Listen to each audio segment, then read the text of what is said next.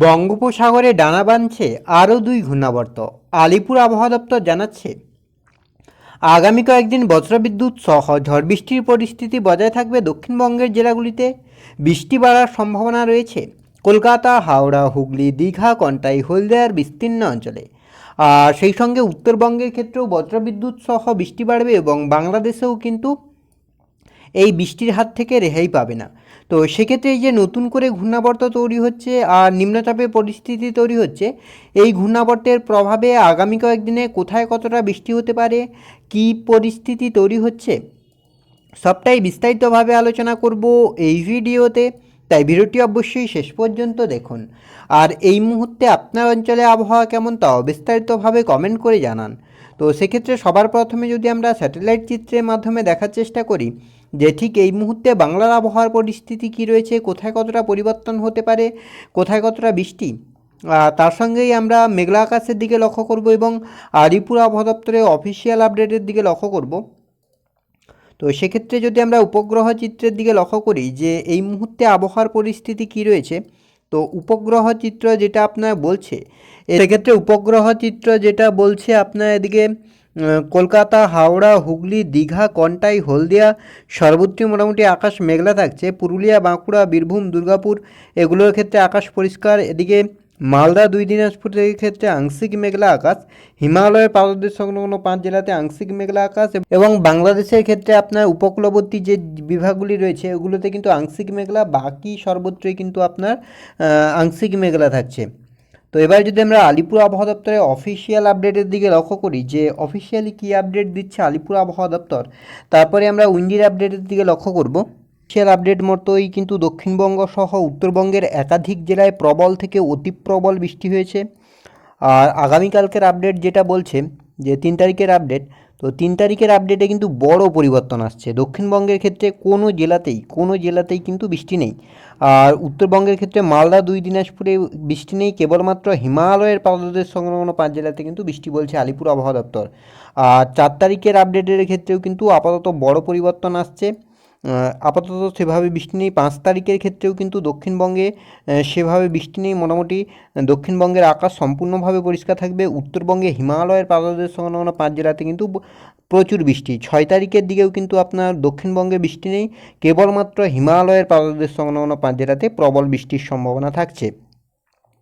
এবার যদি আমরা একটু উইন্ডির আপডেটের দিকে লক্ষ্য করি যে উইন্ডির আপডেট কী বলছে, সেক্ষেত্রে যদি আমরা মেঘলা আকাশের দিকে লক্ষ্য করি যে কোথায় কতটা মেঘলা হচ্ছে আকাশ, কী পরিস্থিতি তৈরি হচ্ছে, তো মেঘলা আকাশের ক্ষেত্রে যেটা লক্ষ্য করা যাচ্ছে, আজ রাতের দিকে যদি আমরা লক্ষ্য করি যে রাত 7টা-8টা নাগাদ কী পরিস্থিতি তৈরি হচ্ছে, তো 8টার দিকে এদিকে দক্ষিণবঙ্গের ক্ষেত্রে আপনার মোটামুটি সম্পূর্ণভাবে মেঘলা থাকছে আকাশ। আপাতত সেভাবে বড় কোনো পরিবর্তন নেই, তবে আকাশ মেঘলা থাকছে।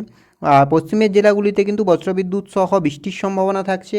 এদিকে উত্তরবঙ্গের ক্ষেত্রেও কিন্তু মেঘলা আকাশ থাকছে, বাংলাদেশের ক্ষেত্রেও কিন্তু গভীরভাবে মেঘলা আকাশ। আগামীকালকের ক্ষেত্রেও কিন্তু আকাশ মেঘলা, তবে আজকের তুলনায় কিন্তু আকাশ পরিষ্কার হবে আর বৃষ্টির তীব্রতা অনেকটাই কমবে। আগামীকাল রবিবারের ক্ষেত্রেও মোটামুটি আকাশ আংশিক মেঘলা থাকবে। সোমবারের ক্ষেত্রেও আংশিক মেঘলা 5 তারিখ, তবে 6 তারিখ থেকে কিন্তু আবারও আবহাওয়ার পরিবর্তন হতে পারে, গভীরভাবে মেঘলা হতে পারে আকাশ। আর সেক্ষেত্রে যদি আমরা বৃষ্টির দিকে লক্ষ্য করি যে কোথায় কতটা বৃষ্টির সম্ভাবনা থাকছে, কী পরিস্থিতি, কেননা আপনার মেঘলা আকাশ থাকলেও বৃষ্টি কিন্তু অনেক ক্ষেত্রে হয় না। তো সেক্ষেত্রে যদি আমরা বৃষ্টির দিকে লক্ষ্য করি যে কোথায় কতটা বৃষ্টির সম্ভাবনা থাকছে, বৃষ্টির দিকে যদি আমরা লক্ষ্য করি তাহলে কিন্তু আপনার আজ রাতে 10টা-12টা নাগাদ 11টার দিকে সেক্ষেত্রে আপাতত সেভাবে দক্ষিণবঙ্গে বৃষ্টি নেই, তবে উপকূলবর্তী বিভাগগুলিতে হালকা বৃষ্টি হতে পারে। আর এদিকে আপনার পশ্চিমের যে ঝাড়খণ্ড লাগোয়া অঞ্চলগুলি রয়েছে ওগুলোতে কিন্তু হালকা বৃষ্টি। আর আলিপুরদুয়ার, কোচবিহারে বজ্রবিদ্যুৎ সহ ভারী বৃষ্টি হতে পারে।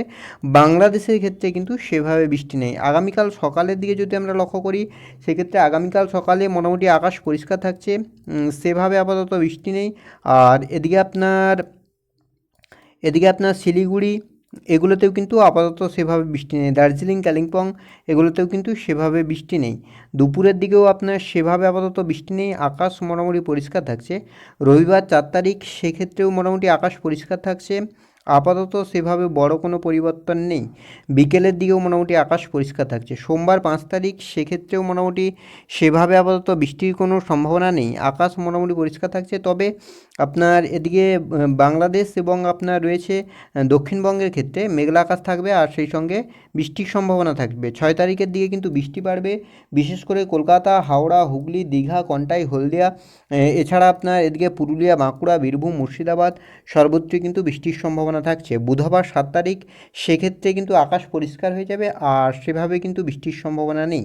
বৃহস্পতিবারের ক্ষেত্রেও একই পরিস্থিতি, শুক্রবার, শনিবার এবং রবিবারের ক্ষেত্রেও আপাতত বড় কোনো পরিবর্তন নেই। এবার যদি আমরা বজ্রবিদ্যুৎ সহ বৃষ্টি, মেঘলা আকাশ এবং তাপমাত্রা, তো সেক্ষেত্রে তাপমাত্রার যেটা পরিবর্তন হচ্ছে তাহলে কিন্তু আপনার আগামী কয়েকদিনে তাপমাত্রা বড় কোনো পরিবর্তন নেই। কলকাতা সহ পার্শ্ববর্তী অঞ্চলগুলিতে তাপমাত্রা থাকবে 30-31-এর কাছাকাছি, আগামীকাল 32, রবিবারের ক্ষেত্রে 30, সোমবারের ক্ষেত্রে 30, মঙ্গলের ক্ষেত্রে 31, অর্থাৎ তাপমাত্রা কিন্তু 30-31-এর কাছাকাছি থাকবে। তো এই ছিল এই মুহূর্তের আবহাওয়ার আপডেট। পরবর্তী আপডেট পাওয়ার জন্য অবশ্যই আমাদের চ্যানেলটিকে সাবস্ক্রাইব করে আমাদের সঙ্গে থাকুন।